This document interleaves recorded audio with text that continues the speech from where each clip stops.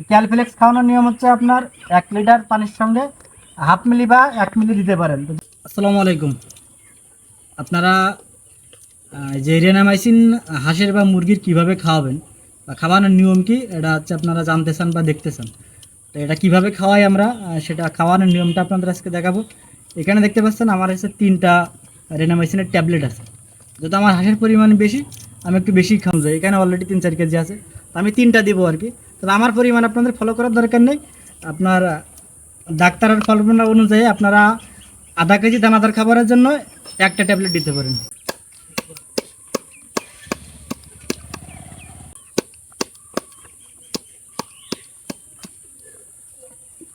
এইভাবে আপনারা যে কোনো কিছু দিয়ে আর কি এই থেতলাই নিতে পারেন বা পাউডার করে নেবেন। যে কোনো কিছু দিয়ে পাউডার করলেই হবে।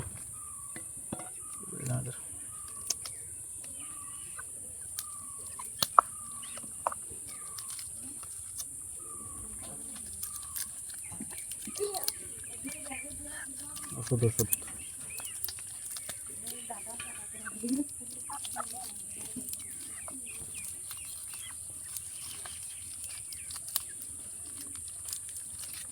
দেখতে পাচ্ছেন অলরেডি আমার এখানে হাঁস মুরগি চলে আসছে, যদিও আমার আছে প্রায় 30টা মতো, এখানে সব নেই। রাত দিস না ঠিক আছে। এখন ওষুধ খাও, ওরা আপনার খেয়ে ফেলে ওষুধ খাও।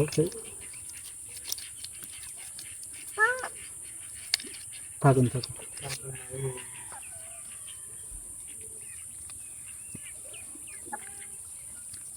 এইভাবে আপনারা মিক্সটা করে দিবেন।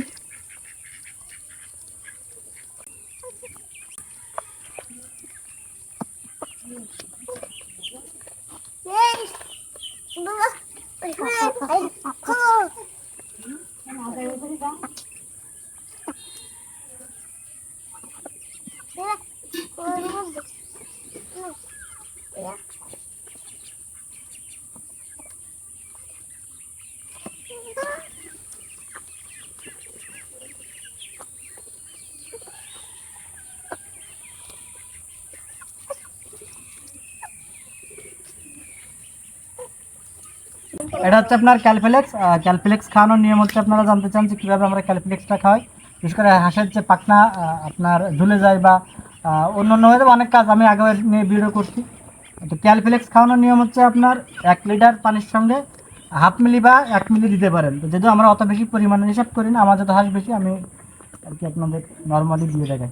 তো এটা আমি হচ্ছে দানাদার খাবারের সঙ্গে দিচ্ছি। আমি পানির সঙ্গে, পানি অনেক সময় দেখা যাচ্ছে আপনার হাঁসকে নষ্ট করে বা ঠিক মতো পানি খেয়ে শেষ করে না, তার জন্য আমি দানাদার খাবারের সঙ্গে দিই।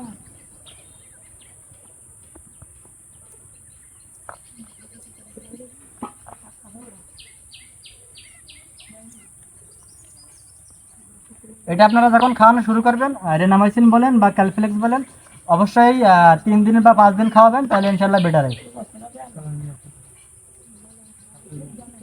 এখন এই যে আপনি আপনার এই ক্যালফ্লেক্সটা এইভাবে মিক্স করে যেন সব জায়গায় লাগে বা সব জায়গায় যেন পড়ে।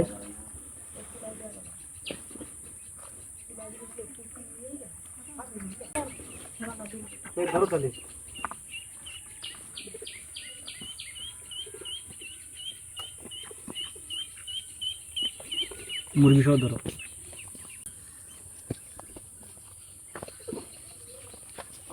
আমি যাবো